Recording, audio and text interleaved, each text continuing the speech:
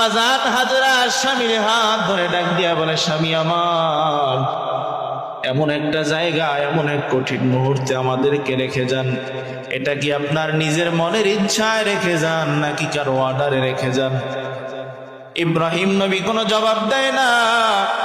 আম্মা জান আবার জিজ্ঞাসা করে, ও স্বামী আমার, আমি কখনো দেখি নাই আপনাকে নিজের মন মতো কোনো কাজ করতে, নিশ্চয়ই আল্লাহ তাআলার অর্ডার।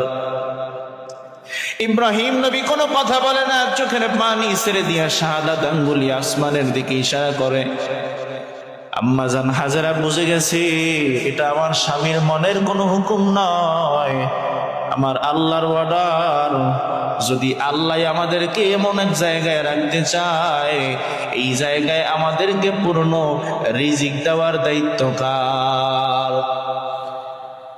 ইব্রাহিম নবী চলে যাইতেছে, জিবরাইল আমিন এসে বলতেছে, পয়গম্বর, স্ত্রী আর সন্তান রেখে চলে যাবেন, সাবধান, পিছনের দিকে ঘুরবেন না। কত কঠিন অবস্থা! একটু কি মনে চায় না পিছনের দিকে ঘুরে দেখি? হ্যাঁ, ইব্রাহিম নবী দীর্ঘ পথ আসার পর এমন একটা পথে আসলেন যে পিছনের দিকে তাকাইলে আর দেখা যাবে না। এমন একটা সময় ইব্রাহিম নবী পিছনের দিকে তাকায় আর আল্লাহর কাছে দোয়া করে, আল্লাহ রব্বানা ইন্নী আসকানতু মিন যুররিয়্যাতি বিওয়াদিন গায়রি যী যার'ইন ইনদা বাইতিকাল মুহাররাম قل إن صلاتي ونسكي ومحياي ومماتي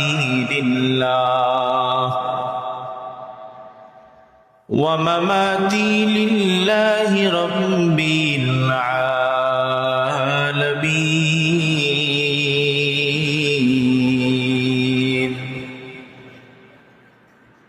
আল্লাহ পাক রব্বুল আলামিন বলেন, নবী আপনি জানায় দেন, নবী আপনি বলেন, ইন্না সালাতি, নিশ্চয়ই আমার নামাজ, ওয়া নুসুকি, আমার কুরবানি, ওয়া মাহিয়ায়া, আমার বেঁচে থাকা, আমার হায়াতের জিন্দেগি, আমার বেঁচে থাকা, ওয়া মামাতি, আমার মরে যাওয়া, আমার হায়াত মওত লিল্লাহি রাব্বিল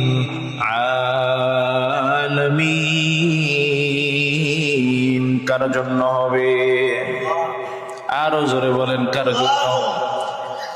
আল্লাহ পাক রব্বুল আলামিন অন্য আয়াতের ভিতরে জানায় দেয়, ফাসাল্লি লিরাব্বিকা ওয়ানহার। আল্লাহ পাক রব্বুল আলামিন জানায় দেয়, এই দুনিয়ার মানুষ, নামাজ আল্লাহর জন্য করো, ওয়ানহার, কুরবানিও আল্লাহর জন্য করো।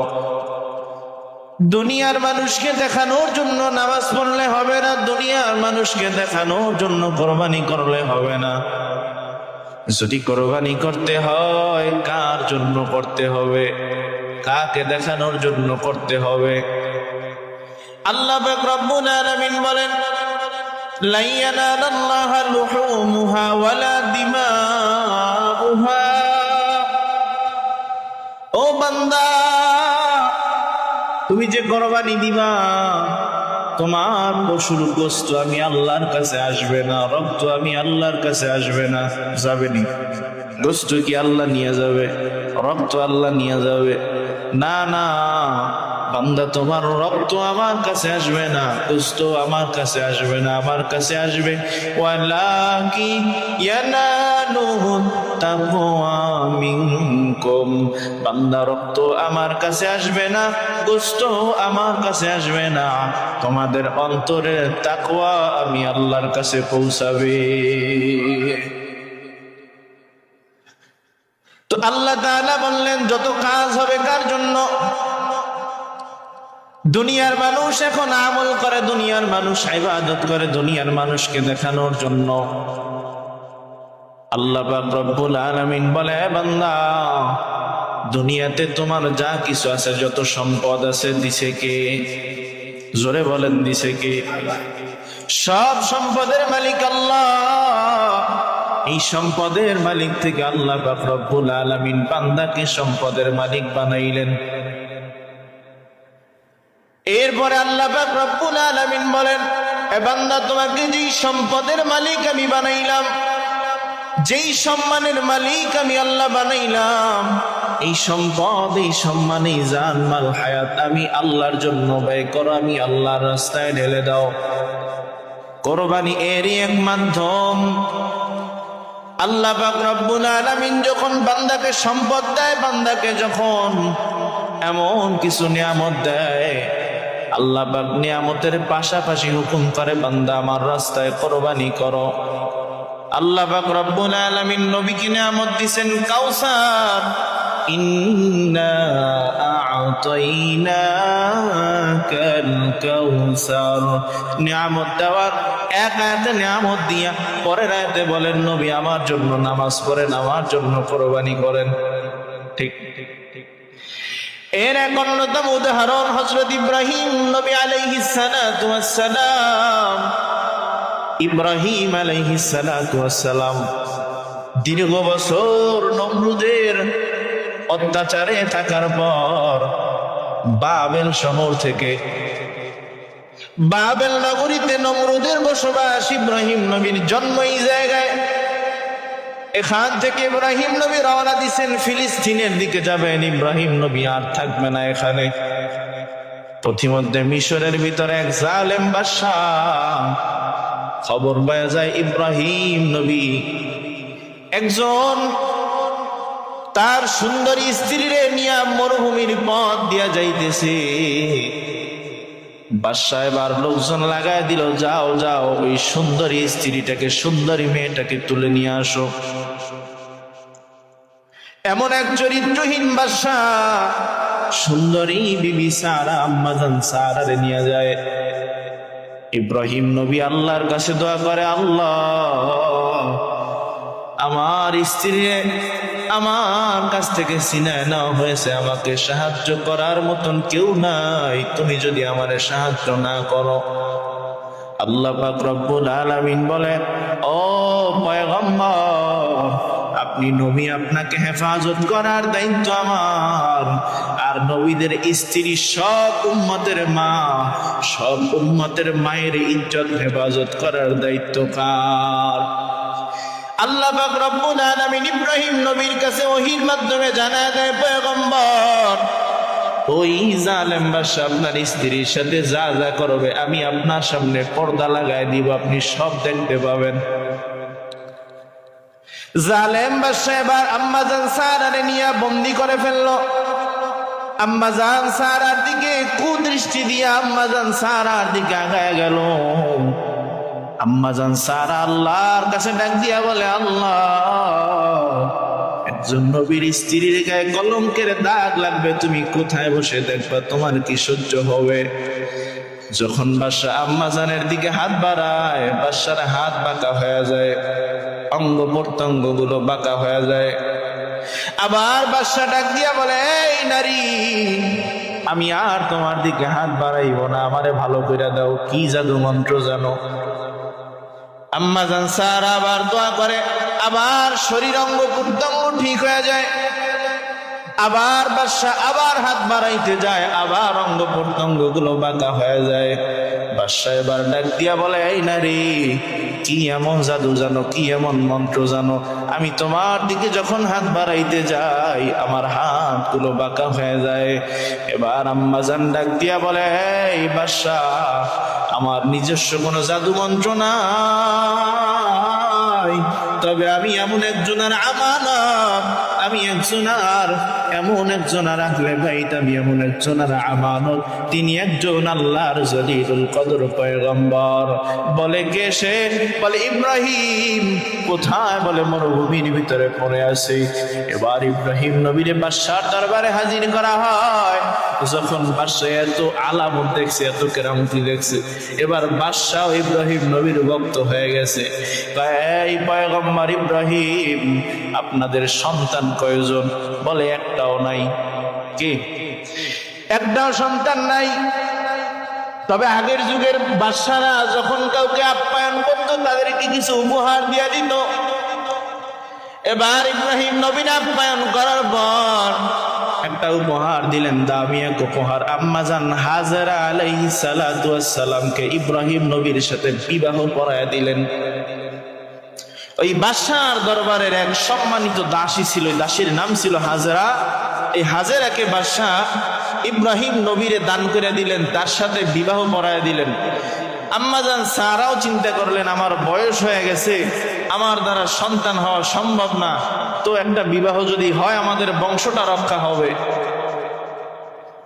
আম্মাজান সারা রাজি হয়ে গেলেন, বিবাহ হয়ে গেল। এবার তিনজন ফিলিস্তিনের দিকে রওনা। দীর্ঘদিন ইব্রাহিম নবীর বয়স তখন 80 বছর। কত বছর? 80 বছর। 80 বছর বয়স থেকে আল্লাহর কাছে দোয়া করে, আল্লাহ দীর্ঘদিন হয়ে গেল আপনার কাছে দোয়া করলাম, আমার একটা সন্তান নাই। রব্বি হাবলি মিনাস সালিহিন, আল্লাহ আমাকে একটা নেককার সন্তানের ব্যবস্থা করে দেন, নেককার একটা সন্তান দেন। দুনিয়ার মানুষ আজকে সন্তান না হইলে পীরের কাছে দৌড়ায়, ডাক্তারের কাছে দৌড়ায়, মাজারে গিয়ে দৌড়ায়। আর সন্তান দেওয়ার মালিক তো কোনো মাজারওয়ালা নয়, কোনো পীর নয়, কোনো ডাক্তার নয়। ডাক্তার সন্তান দিতে পারেনি, হ্যাঁ, পীর সন্তান দিতে পারে। মাজারে যিনি শুয়ে আছেন তিনি দিতে পারেন, সন্তান দিতে পারে কে? শুধু পীরেরা ছেলে দিতে পারে। হ্যাঁ, ছেলে মেয়ে দেওয়ার মালিক কে? লিল্লাহি মুলকুস সামাওয়াতি ওয়াল আরদ ইয়াখলুকু মা ইয়াশা ইয়াহাবু লিমান ইয়াশাউ ইনাসা ওয়া ইয়াহাবু লিমান ইয়াশাউ যুকুর আও ইউযাওয়িজুহুম যুকরানা ওয়া ইনাসা ওয়া ইয়াজআলু মান ইয়াশাউ আকিমা ইন্নাহু আলিমুন কাদির।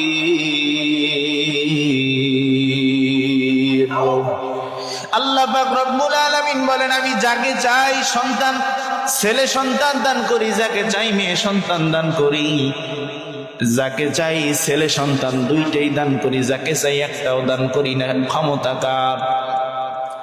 এখন যদি মাইয়া হয়, স্ত্রীর উপরে অত্যাচার বাইরে যায়, হ্যাঁ, শাশুড়ির অত্যাচার, শ্বশুরের অত্যাচার, স্বামীর অত্যাচার।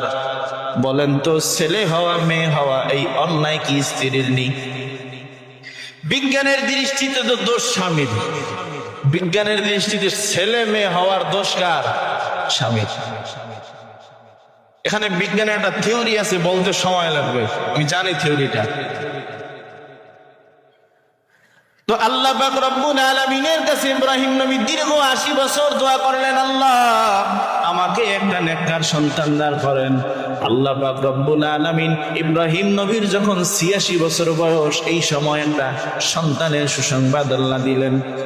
ফাবাশশারনাহু বিগুলামিন হালিম।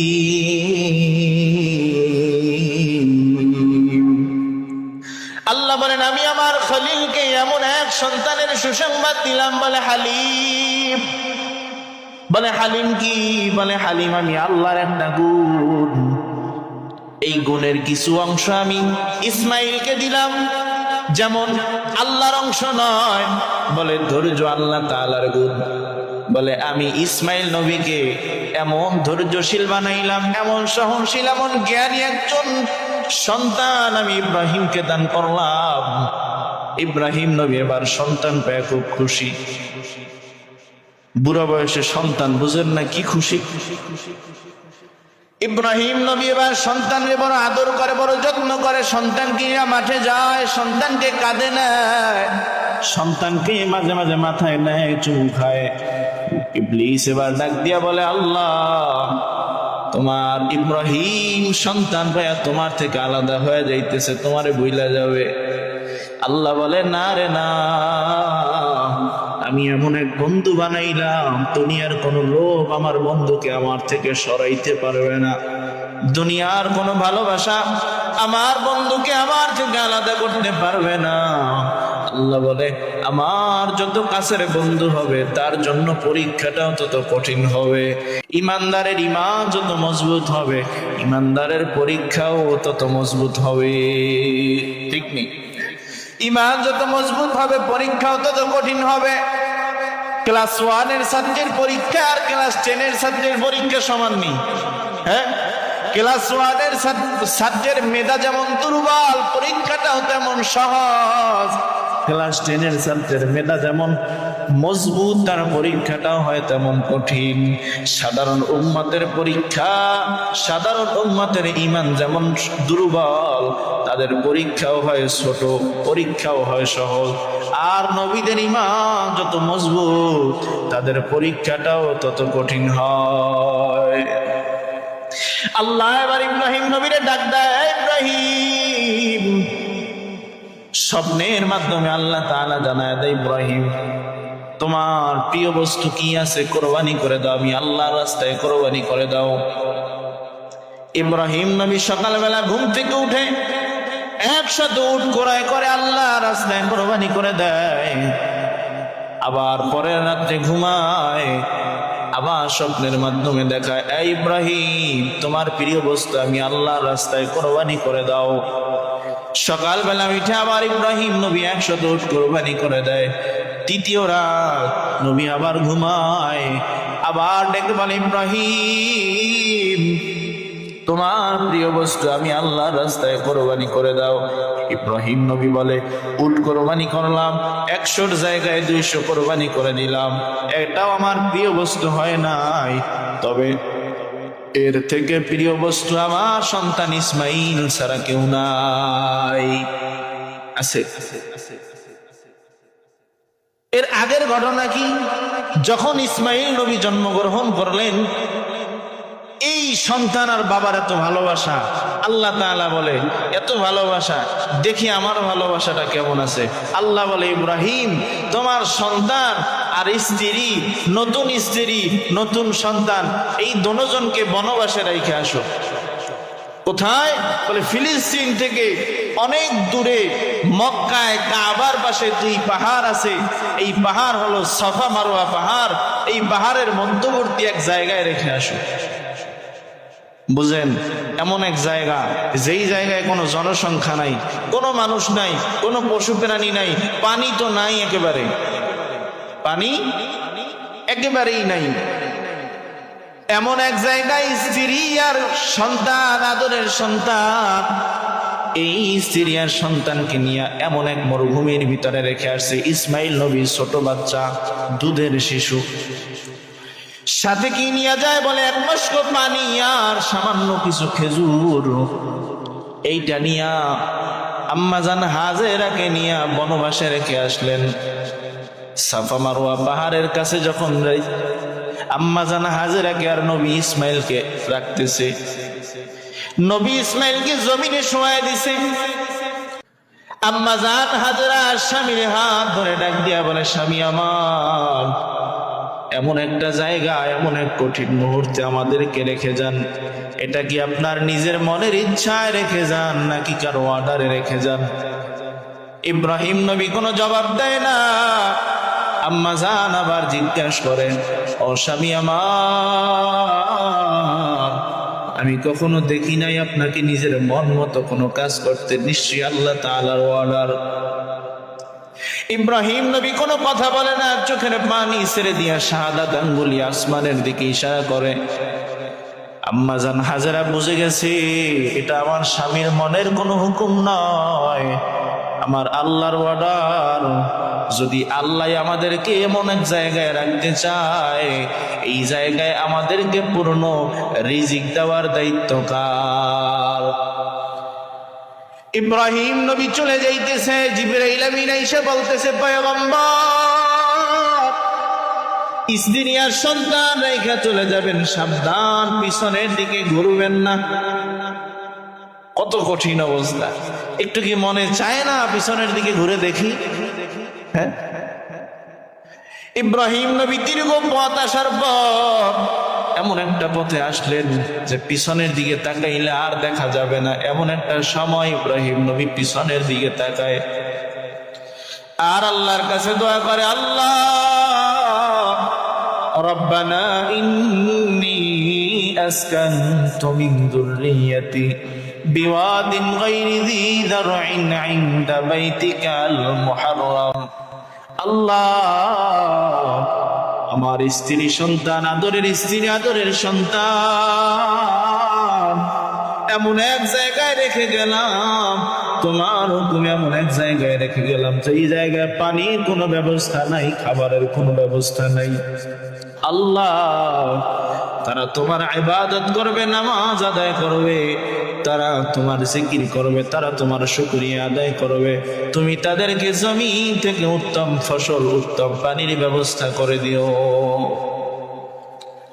দোয়া কইরা ইব্রাহিম নবী বিদায়। দীর্ঘ 7 বছর থেকে 13 বছর যখন হয়ে যায়, কেউ বলছেন 7 বছর, কেউ বলছেন 9 বছর, কেউ বলছেন 13 বছর। এমন এক সময় যখন হয়ে যায়, ইব্রাহিম নবীর প্রতিদিনের কল্পনা জল্পনা সন্তান, সব সময় সন্তানের কথা মনে হয়। কয়েক বছর যখন চলে গেল, আল্লাহ রাব্বুল আলামিন অর্ডার করলেন, প্রিয় বস্তু কোরবানি করো। কি করো? প্রিয় বস্তু। এখন কইভাবে প্রিয় বস্তু? সব শেষে মিলায় দেখলো, প্রিয় বস্তু তো আমার ইসমাইল ছাড়া কেউ নাই। যতক্ষণে আমি আমার ইসমাইলকে কোরবানি না দিব, যতই উট কোরবানি দেই, যতই গরু কোরবানি দেই, যত যাই কিছুই কোরবানি করি, আমার কোরবানি হবে। ইব্রাহিম নবী আবার স্ত্রী আর সন্তানকে যেই জায়গায় রেখে আসছে দীর্ঘ বছর আগে, ওই জায়গার দিকে রওনা দিলেন। সাথে একটা ছুরি আর একটা রশি নিয়ে রওনা। ইব্রাহিম নবী আম্মা জান হাজেরার কাছে গিয়া যেই জায়গায় রেখে আসছে ওই জায়গায় যখন গেলেন, ইব্রাহিম নবী দীর্ঘ বছর আগে রেখে আসছে জনশূন্য এলাকা। যায় দেখে ওই জায়গায় অনেক মানুষ, ঘর বাড়ি হয়ে গেছে, ঘর বাড়ি। ওই জায়গাটা একেবারে জনশূন্যহীন এলাকা ছিল। তো মানুষ, আগের ব্যবসায়ীরা যখন এই জায়গা থেকে এক জায়গা থেকে আরেক জায়গা অতিক্রম করত, তো পানির ব্যবস্থা ছিল না। কি ছিল না? পানির ব্যবস্থা ছিল না। আল্লাহ তাআলা ওই জায়গায় জমজমের ব্যবস্থা করে দিছিলেন। ওই পানির জন্য তারা ওই জায়গায় থেকে গেছে, কিছু ব্যবসায়ীরা ওই জায়গায় ঘর বাড়ি করে থাকছে। তো আস্তে আস্তে ওই জায়গায় তাদের বংশ বিস্তার হয়ে গেছে। প্রায় 12-13 বছর, অন্তত 10 বছর ছিল। এতদিন অনেক মানুষ হয়ে গেছে না? ইব্রাহিম নবী যাইতেছেন, হঠাৎ দেখতেছেন কিছু বাচ্চারা মাঠের ভিতরে, ময়দানের ভিতরে খেলাধুলা করতেছে। সাদা দাড়িওয়ালা একজন নবী, ইব্রাহিম আলাইহিস সালাতু ওয়াস সালাম, এই ছোট ছোট বাচ্চাদেরকে ডাক দিয়ে বলতেছে, এ বাবারা, এইখানে কি এমন একজন মানুষ, কি এমন একটা সন্তানকে তোমরা চিনো? ইসমাইল নামের একটা সন্তান কি তোমরা চিনোনি? বলে, ইসমাইল নামের সন্তান আমরা চিনি না, তবে এমন এক বাচ্চাকে আমরা চিনি, আমাদের বন্ধুর মতন বয়স। এমন এক জায়গায় দেখি এক গাছতলায় বসে, এক পাথরের কিনারায় বসে প্রতিদিন কি যেন চিন্তা করে, কি যেন ভাবতে থাকে। আল্লাহ নবীদেরকে ছোট থেকেই এমন বানায়, তারা আমাদের মতন বিভিন্ন খেলাধুলার লিপ্সায় থাকে না। তারা সর্বক্ষণ নিজে নিজে খুঁজতে থাকে, আমি কেন আসলাম, আল্লাহ কেন আমারে বানাইলেন, কি আমার কাজ, কি আমার মিশন। এই চিন্তা ছোটবেলা থেকেই তাদের মনের ভিতরে বাঁচতে থাকে। এবার ইব্রাহিম নবী সন্তানের কাছে গিয়া, ইব্রাহিম নবী চেহারার দিকে তাকাইয়েই মনে হয় না, এটা আমার সন্তানের মতোই লাগতেছে। ডাক দিয়া বলে, বাবা ইসমাইল। যখন সন্তানকে ডাক দেয় ইসমাইল নবী, বাবার চেহারার দিকে তাকায়, কিন্তু বাবারে চিনতে পারে নাই। বলেন, এত আদরের সন্তান বাবার চেহারার দিকে তাকাইয়া বাবারে চিনতে পারে নাই, বাবার কলিজাটা কি হয়ে যায়। ইব্রাহিম নবী ডাক, ইসমাইল নবী ডাক দিয়া বলে, কে আপনি? বলে, আমি তোমার বাবা। বলে, আপনি যে আমার বাবার কি প্রমাণ তার? বলে, তুমি তোমার বাবার নাম জানোনি? বলে, হ্যাঁ জানি। বলে নিশ্চয়ই তোমার মা তোমার বাবার নাম বলেছে, আমিও একটা নাম বলি, যদি আমার নামের সাথে তোমার বাবার তোমার মায়ের বলার নাম মিলে যায় তাহলে তো বিশ্বাস করবা। এবার ইসমাইল নবী জিজ্ঞেস করে আপনার নাম কি? বলে আমার নাম হযরত ইব্রাহিম আলাইহিস সালাতু ওয়াস সালাম। আমার নাম ইব্রাহিম। কথাটা বলতে দেরি হয়, ইসমাইল নবী একটা দৌড় দিয়ে এসে বাবারে জড়ায় ধরতে দেরি করে নাই। বাবারে জড়ায় ধরে কান্না করে আর বলে বাবা, দীর্ঘদিন হয়ে গেল বাবা কেমন, বাবারে দেখতে পারি না, বাবার শরীরের ঘ্রাণ কেমন বুঝতে পারি না। আম্মা জান হাজেরার কাছে নিয়ে যাওয়া হয়। ইব্রাহিম নবী ডাক দিয়া বলে হাজেরা, বেশি সময় নাই, মালিকের দাওয়াত নিয়ে আসছি, ইসমাইলকে সাজায় দাও, মালিকের দাওয়াতে যাওয়া লাগবে। মালিকের দাওয়াতে যাব, ইসমাইলে আদরের সন্তানটারে সাজাইয়া দাও। আম্মা জান হাজেরা বলে আমি যখন আমার আদরের সন্তানটারে গোসল করাই, নতুন জামা পরায় দেই, আমার মনের ভিতরে কেমন যেন আনসান আনসান করতেছে, আমার মনটা কেমন যেন দুর্বল হয়ে যাইতেছে। এবার আম্মা জান বলে আমি যখন আমার সন্তানটারে তার বাবার সাথে পাঠিয়ে দিলাম, ইবলিস আইসা আম্মা জান হাজেরার কাছে ডাকতেছে, হাজেরা তোমার সন্তানকে যে স্বামীর সাথে পাঠিয়ে দিলা জানো কোথায় নিয়ে গেছে? বলে না তো জানি না। বলে তোমার স্বামী তোমার সন্তানকে জবেহ করার জন্য নিয়ে যায়।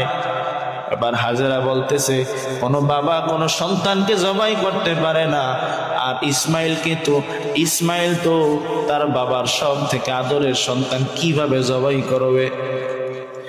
এরপরে যে ইবলিস কোনোভাবেই হাজেরাকে মানাইতে পারে না।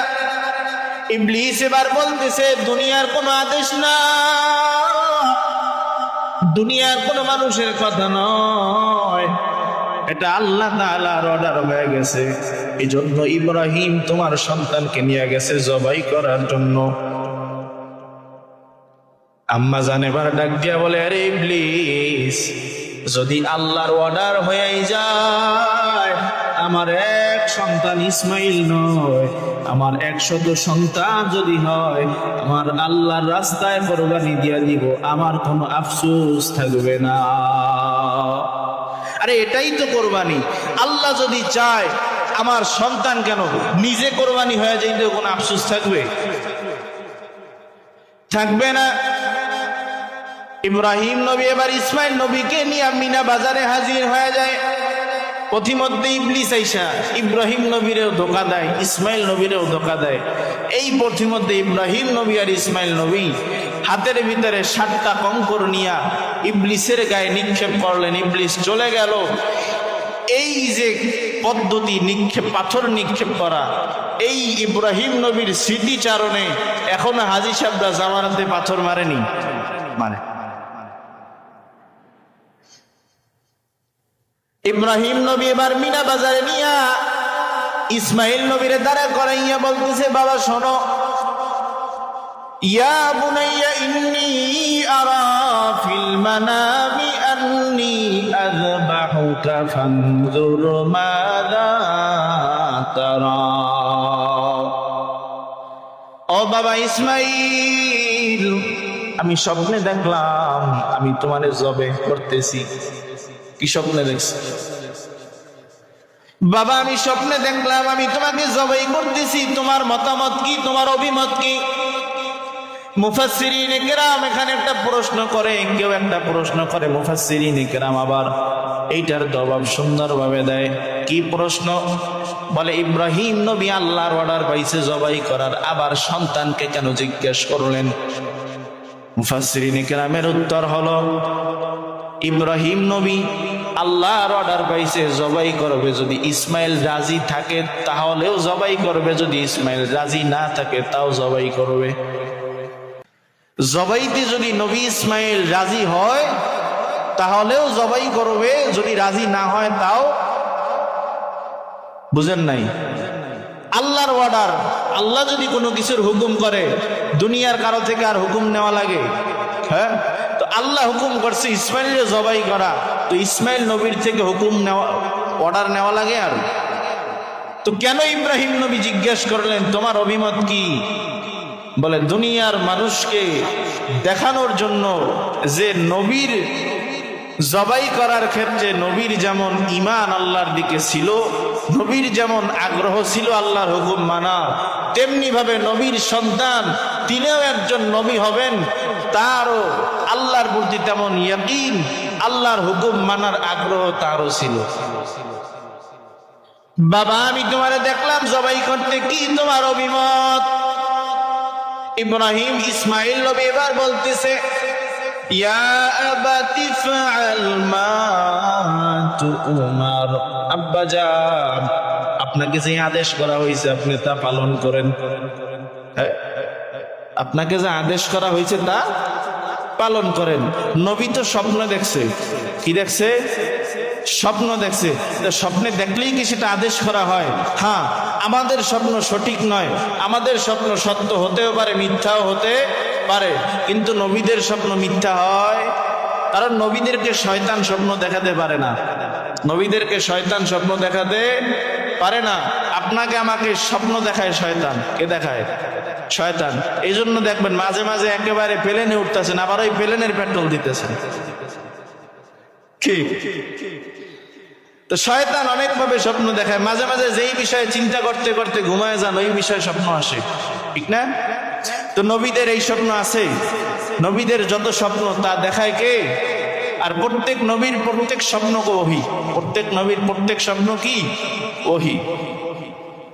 হুকুম। স্বপ্ন মানে কি? নবীদের স্বপ্ন মানে আল্লাহর কোন হুকুম নবীদের উপরে আসা, এটাই স্বপ্ন।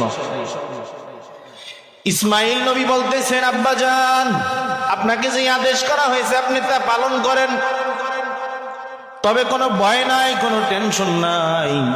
সাতাজিদুনি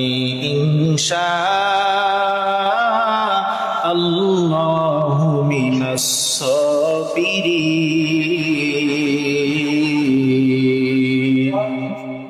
ও আব্বাজান আমাকে তো জবেহ করবেন, আমাকে তো কোরবানি করে ফেলবেন, কোনো ভয় নাই। আমি আপনার থেকে পালায়ন করব না, আমি অসম্মতি দিব না। আল্লাহ যেহেতু অর্ডার করছে আমার কোনো আফসোস নাই, আমার কোনো টেনশন নাই। আল্লাহর অর্ডার আপনি পালন করবেন। আল্লাহ চাহে তো আপনি আমাকে ধৈর্যশীল হিসাবে পাবেন, আমাকে আপনি ধৈর্যশীল পাবেন, টেনশন নাই, আমি আপনাকে বাধা দিব না। আরে আল্লাহ হুকুম করছে, আমার জীবনটা আল্লাহর কাছে পছন্দ হয়েছে, আল্লাহর জন্য কোরবানি করে দিবেন, এটা তো আমার আরো খুশির বিষয়। কারণ আল্লাহ তো তার প্রথম গুণই দিচ্ছেন ফাবাশশারনাহু বিগুলামিন হালিম, ধৈর্যশীল, সহনশীল। তো নবী এখানে কেন ধৈর্যশীল হবেন না? সব বিষয় ধৈর্যশীল ইসমাইল আলাইহিস সালাম। তো ইসমাইল নবীকে তার বাবা কোরবানি কার জন্য দিছেন? আপনাদের কি সন্তান কোরবানি দেওয়া লাগবে? কি কোরবানি দিবেন? হ্যাঁ, উদ্দেশ্য থাকবে একমাত্রই গোশত খাওয়া। হ্যাঁ, এটাই তো থাকবে মনে হয় উদ্দেশ্য। কি থাকবে? আল্লাহর আল্লাহর আল্লাহর আল্লাহর সন্তুষ্ট। আল্লাহ কোরবানিতে বেশি সন্তুষ্ট না পাঁচ ওয়াক্ত নামাজে বেশি সন্তুষ্ট? হ্যাঁ, যারা নামাজ না পড়ে শুধু কোরবানি দেওয়ার সন্তুষ্ট করতে চান, এই কোরবানি যে গোশত খাওয়ার কোরবানি, এটা কি আমরা বুঝি না? এই এটা আমরা বুঝি না। তো আল্লাহ কোরবানি যেখানে বলছেন, কোরবানির আগে নামাজের কথা বলছেন। যেখানেই আল্লাহ কোরআনে কোরবানির কথা বলছেন, আগে নামাজের কথা বলছেন। ইন্না নিশ্চয়ই, সালাতি আমার নামাজ, আগে কি?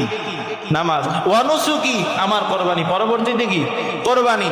ইন্না আতাইনাকাল কাউসার, নবীর নিয়ামত দিলেন, এরপরে বললেন ফাসাল্লি, কি?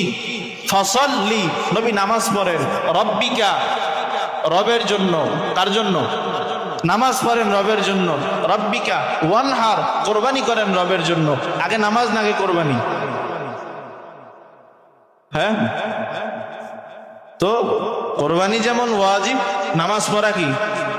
কোরবানি বছরে বছরে, নামাজ দৈনিক কয়বার?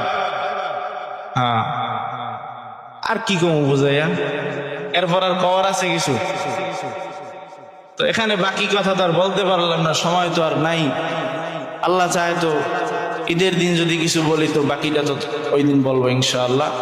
আল্লাহ যতটুকু বললাম, কোরবানি কার জন্য? একমাত্র আল্লাহ রাজি খুশি করার জন্য। এখানে কিপটামি করা যাবে না।